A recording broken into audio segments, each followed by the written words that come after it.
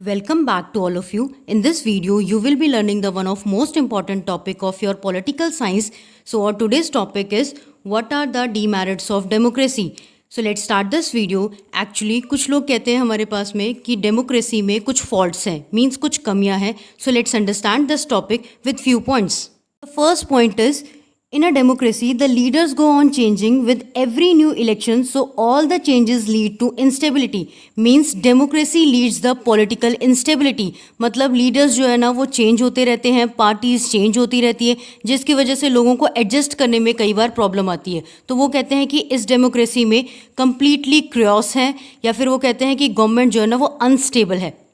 Next point is, in order to fund their election, the leaders once elected being to amass a wealth for the next election. So such practice leads to the corruption.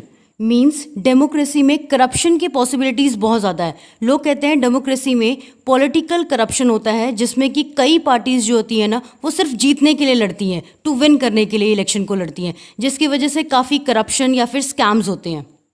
Next point, in a democracy, it takes a long time to get a new law passed by the legislative and this leads the delay. Means democracy में decision लेने में कई बार काफ़ी देर लग जाती है, क्योंकि काफ़ी लोग जो है ना उसके बहुत ज़्यादा ओपिनियन होते हैं, उनके अलग अलग पर्सपेक्टिव्स होते हैं, जिसकी वजह से लॉ पास करने में कई बार काफ़ी डिले हो जाता है.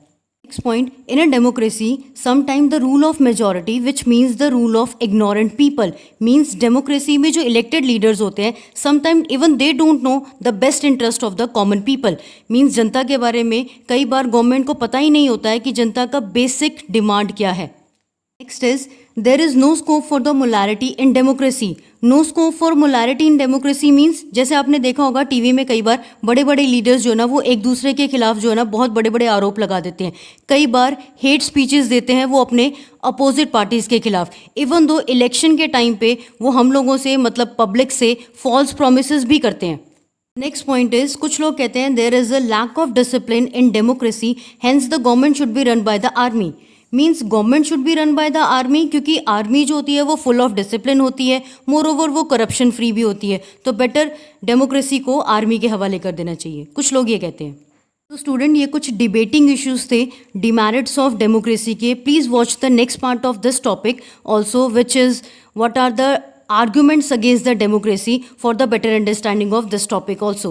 So student, if you really like this video, please subscribe this channel for the upcoming videos. Thanks for watching.